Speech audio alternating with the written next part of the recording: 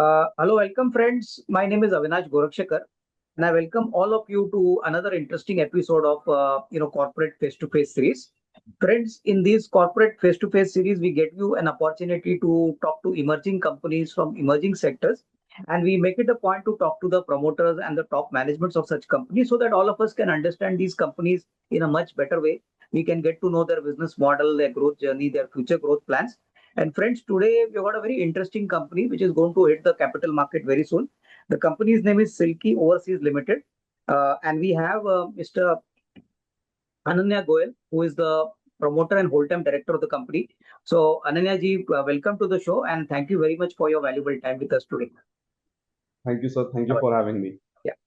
So, Ananya ji, first basic question which I ask all promoters, and I want to ask you also, is that if you could tell us, what is the main business of our company? थोड़ा सा business model के बारे में समझाइए और हमने ये business कभी शुरू किया था और हमारी ये जर्नी कैसे शुरू की थी? क्या ये आपके फादर ने शुरू किया था as a first generation enterprise? Sir इसके बारे में कुछ बताइए. Okay. So this company was incorporated in 2016. My father, Mr. Savarmal Goel, he is the managing director of Silky Overseas Limited, and I am Ananya Goel, the full-time director of Silky Overseas Limited. ये हमने start करी थी in 2016 and 2016 में हमने company incorporate करी and we came into production in 2017. We are manufacturers of mink blankets, M-I-N-K mink blankets. Basically, these are polyester-based blankets. And we started our manufacturing facility with 8 machines in 2017 and इससे पहले मेरे father का steel business था and he was looking at different opportunities for me as a platform for me and for 2014-15 we were researching about potential business opportunities and textile opportunity piqued our interest in 2014 and 15 and after comprehensive and extensive research we decided on a wing blanket manufacturing facility in Panipat, and that's when we incorporated Silky Overseas Limited. ठीक है, समझ गया. Ananya ji, now tell me one thing that ours is a B2B model, right? अभी हमारा ज्यादातर Yes. B2B business है. तो हमारे जो कस्टमर्स है वो ज्यादातर क्या एक्सपोर्टर है या डिस्ट्रीब्यूटर है? वो अभी basically selling these mink blankets to, थोड़ा इसके बारे में बताइए. Sir, हमारे Ming blankets were basically selling to distributors and wholesalers, and 97% of our business is B2B, okay. and 3% is B2C. We sell online as well on Flipkart and Myntra and through our own website, riyandecor.com. Okay. And our brand name is Riyan okay. Decor, and 97% of it is B2B, जो हम wholesalers and exporters भी हैं इसमें पानीपत में, and pan India हमारी presence है. Okay. Guwahati, Ludhiana, Delhi, West Bengal, and yes, 97. ठीक. It's basically a beautiful model. Sir मैं देख रहा था अनन्या जी की अपना FY25 का नंबर में देखूं तो थोड़ा बहुत ट्रेडिंग भी हमने शुरू किया है, करीबन 25% ट्रेडिंग से आ रहा है.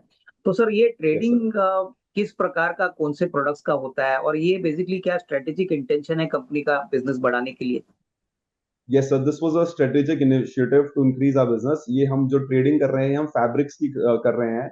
ये knitted फैब्रिक्स हैं जैसे हॉलैंड फैब्रिक, अभी bed spreads and crochet fabrics की हम ट्रेडिंग कर रहे हैं.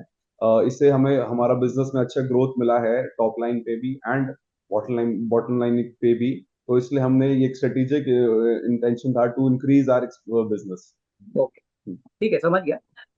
अनन्या जी अभी मुझे बताइए, मोटा मोटी हम लोग अभी मिंक ब्लैंकेट मार्केट में काफी समय से है, मार्केट को काफी अच्छी तरह से समझते हैं, डोमेस्टिक में हमारा नाम अच्छा है. मुझे बताइए सर, यस मोटा सर. मोटी कितना बड़ा मार्केट ये ब्लैंकेट्स का हो सकता है? Because obviously there are going to be other players in the market, unlisted में होंगे, लिस्टेड में होंगे.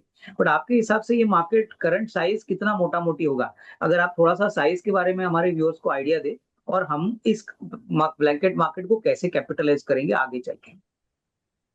The blanket market की potential काफी अच्छी है for the next 4-5 years, considering the population of the country. And by my calculations, by after extensive research, by our calculations is India में जो blanket manufacturing होती है वो साल के 8 to 9 करोड़ pieces की होती है. And ये every year ये buyer को replace करना ही पड़ता है. तो मेरा estimation है कि next 4 to 5 years तक के लिए ये ब्लैंकेट की मार्केट पोटेंशियल काफी अच्छी है. एंड एंड एक्सपोर्ट भी इंडिया से अब स्टार्ट हो चुका है। मिडिल ईस्ट में काफी एक्सपोर्ट हो रहा है, दुबई, सऊदी अरेबिया, जॉर्डन, इन कंट्रीज में काफी एक्सपोर्ट हो रहा है। हमने भी एक्सपोर्ट मार्केट को स्टार्ट किया है। लास्ट ईयर हमने दुबई में एक शिपमेंट हमने सेल करी है, हमारे को अच्छा रिस्पॉन्स आया है। तो आई फील कि एक्सपोर्ट्स एंड डोमेस्टिक मार्केट दोनों का ही काफी अच्छा पोटेंशियल है। ठीक है, समझ गया। तो basically domestic and export are growing markets for us, that is a very good thing. Ananya ji, अभी थोड़ा सा फाइनेंशियल्स बाजू में रखते हैं, मुझे सिर्फ बताइए कि काफी बिजनेस आपका शायद रिपीट बिजनेस भी होगा, because you deal with lot of B to B kind of distributors and middle. मुझे बताइए सर, जब हम कस्टमर को हमारा मिंग ब्लैंकेट देते हैं और रिपीट बिजनेस हमको मिलता है, तो sir what is the value add which we are giving? Because देखिए, मार्केट में तो there are always going to be 2-3 suppliers, but why do people patronize us and why do you think we are doing a slightly better job in our business segment? Sir दो तीन अगर qualitative चीजें हमको बताएं, that will be really be helpful.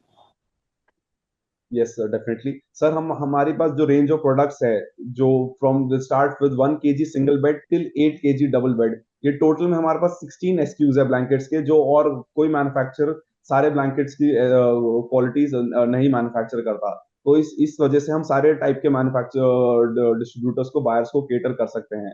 Plus जो हमारी quality है, हम क्वालिटी स्टैंडर्ड्स पे बहुत स्ट्रिक्ट हैं। हम मेंटेन करते हैं अपनी क्वालिटी को पूरे पूरे साल।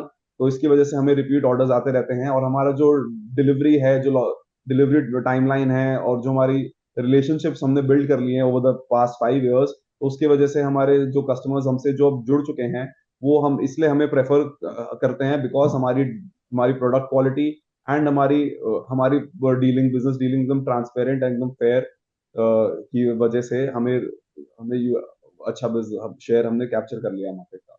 नहीं, ठीक है, बिल्कुल भाई, सही।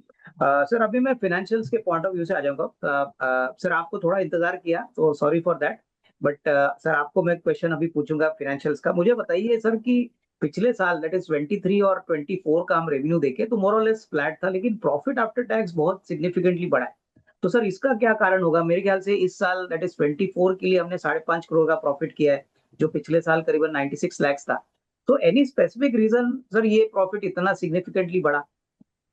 तो ये इसके बहुत रीजंस है। हमारे जो मैन्युफैक्चरिंग पे हमने अपनी स्ट्रेटेजिक इम्प्रूवमेंट्स करी, कॉस्ट कंट्रोल्स करे।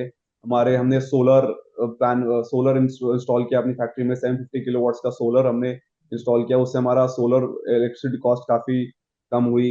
हमने अपनी जो प्रोडक्शन को इनहांस किया, प्रोडक्शन प्लांट को हमने और इनहांस किया।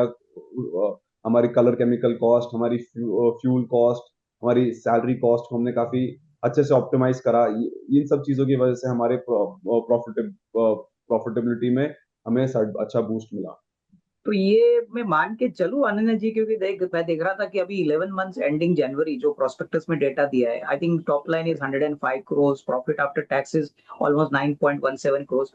So you think that these initiatives which management took have continued in FY25 also?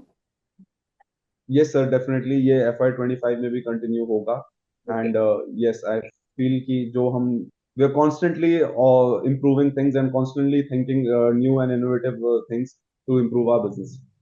ठीक है, बहुत बढ़िया, बहुत अच्छा है। अनन्या जी, इस बिजनेस में मेरे को बताइए धंधा कैसे होता है, whether it is a fixed order book driven business और आपको ऑर्डर्स आपके डिस्ट्रीब्यूटर से रेगुलरली आते हैं? How does the business work? आपकी प्रोडक्शन प्लानिंग आप कैसे करते हो? सर, हमारी प्रोडक्शन प्लानिंग, हमारे जो डिस्ट्रीब्यूटर्स हैं वो हमें रेगुलर ऑर्डर्स देते रहते हैं।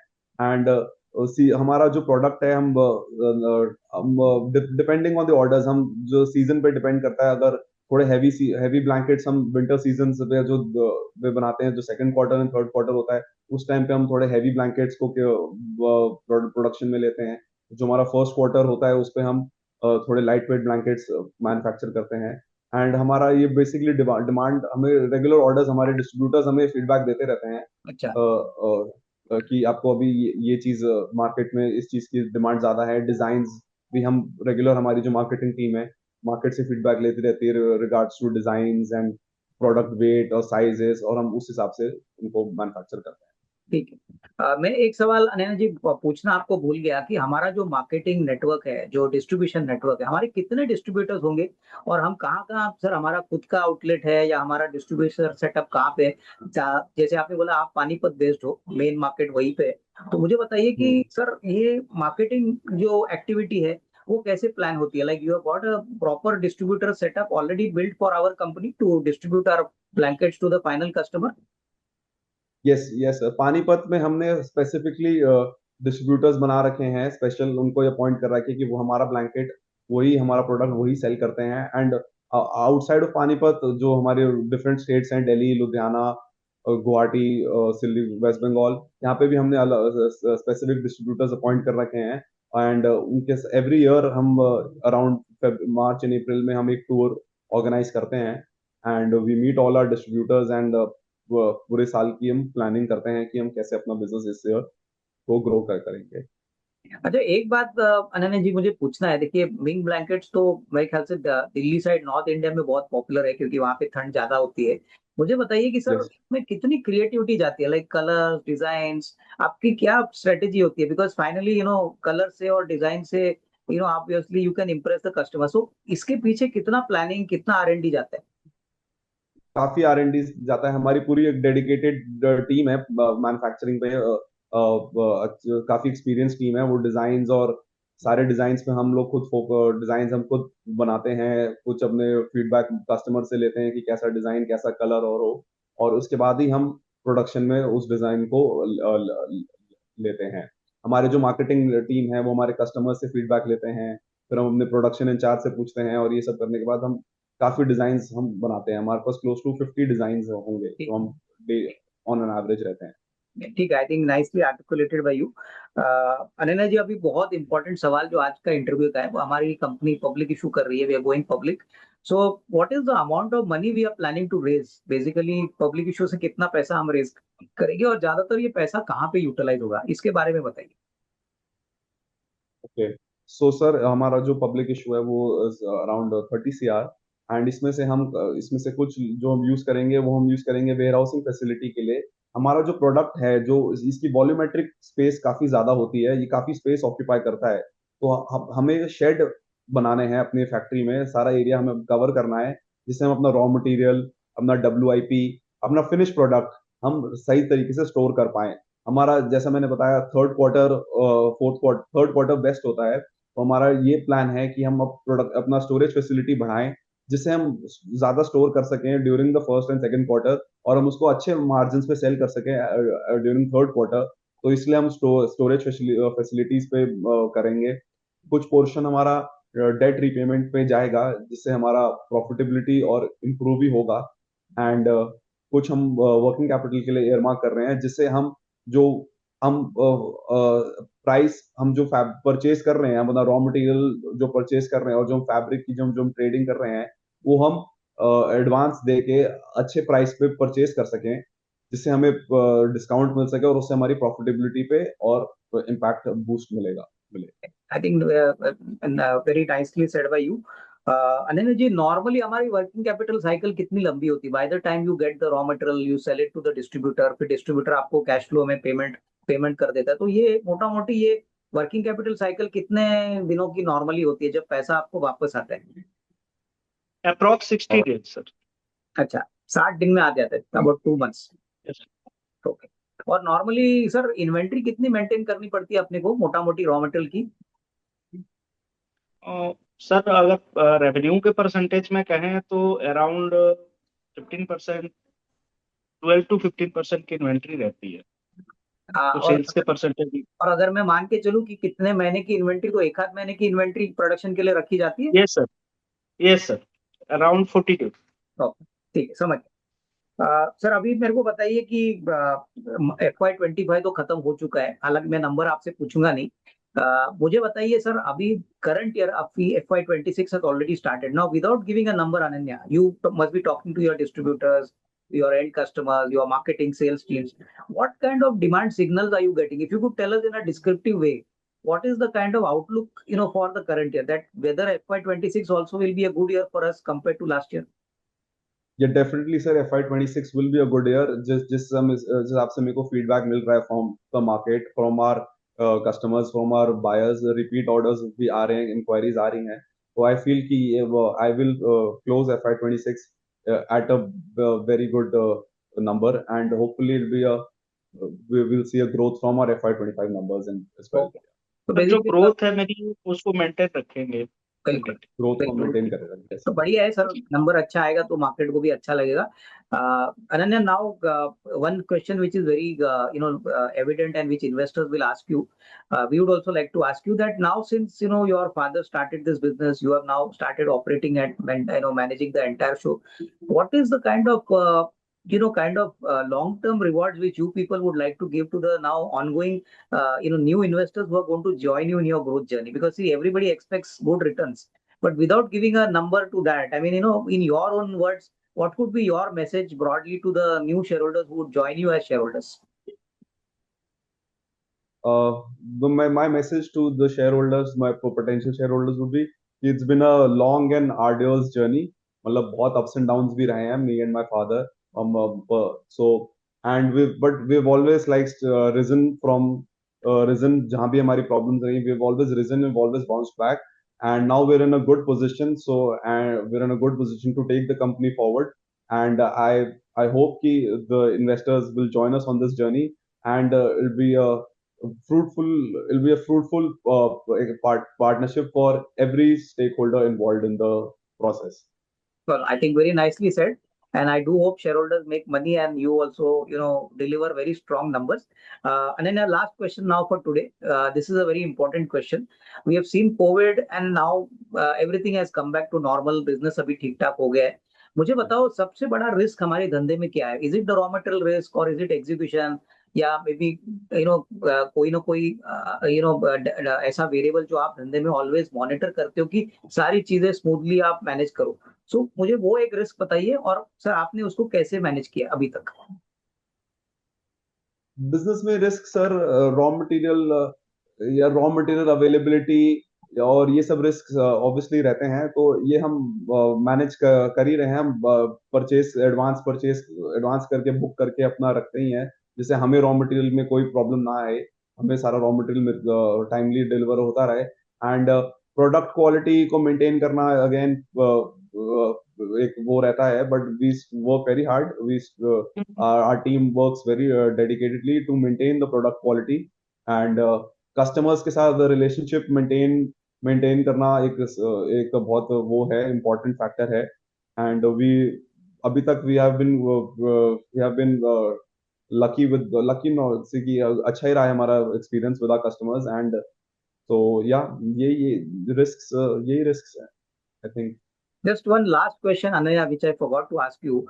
I believe your father is also active in the business along with you. So, sir, if you could just tell us what are the functional roles, what is your key role in the company, what does your father look at? If that, that could also help us. Okay, so I look after the marketing and the production of the sales, and my father looks after the purchase and he looks after the finance. So we have broadly specified roles. जो उनके roles हैं वो उनके हैं, जो मेरे हैं वो मेरे हैं. And of course he's there, he's my guide, and we discuss everything, and we brainstorm, and everything is done by me and my father and our team as well. We have a very good team. Mr. Amlindu Kumar, our CFO, he's been with us for the past 3 years, and everything हम खुद कर रहे हैं. So it's been a good and fruitful journey for everyone.